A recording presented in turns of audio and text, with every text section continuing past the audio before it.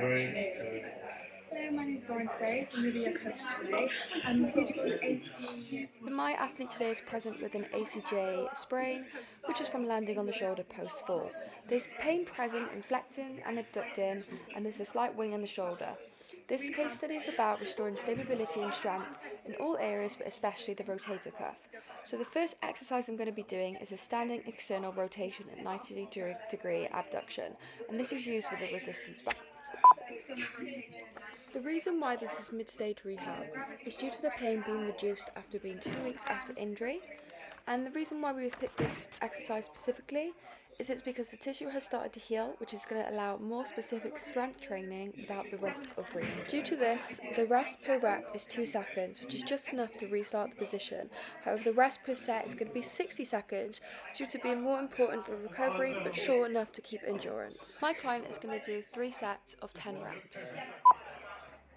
The muscles contracting in this exercise is the subspinatus, the infraspinatus, teres minor and subscapularis. Two progressions are going to be moving further away from the ankle point to increase resistance, as well as using a dumbbell to increase the load.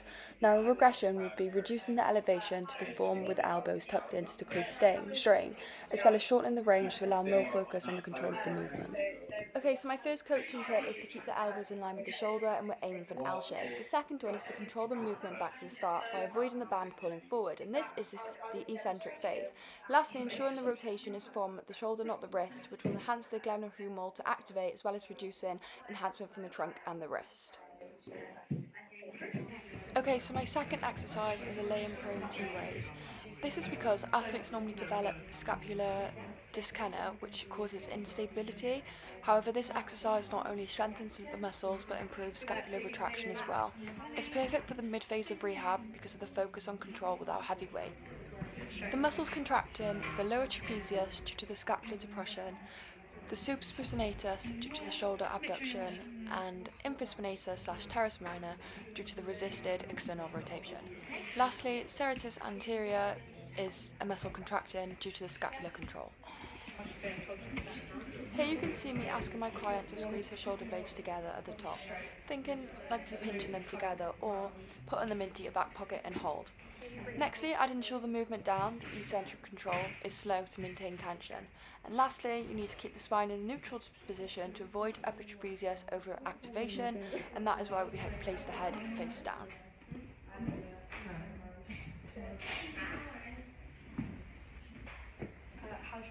If I was to do this exercise again, I would ask my client to raise her thumbs to the ceiling, as that would mean it was a neutral grip.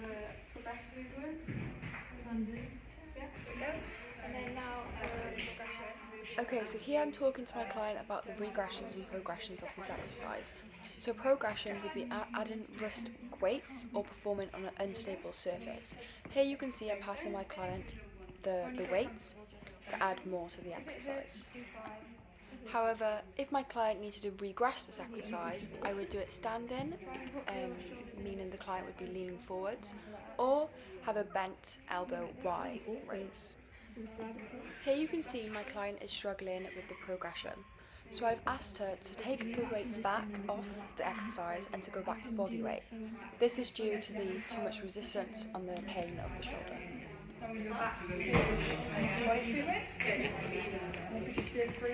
So this exercise is going to consist of 3 sets of 10 reps. However, just to finish the exercise, I've asked my client just to do 3 more reps.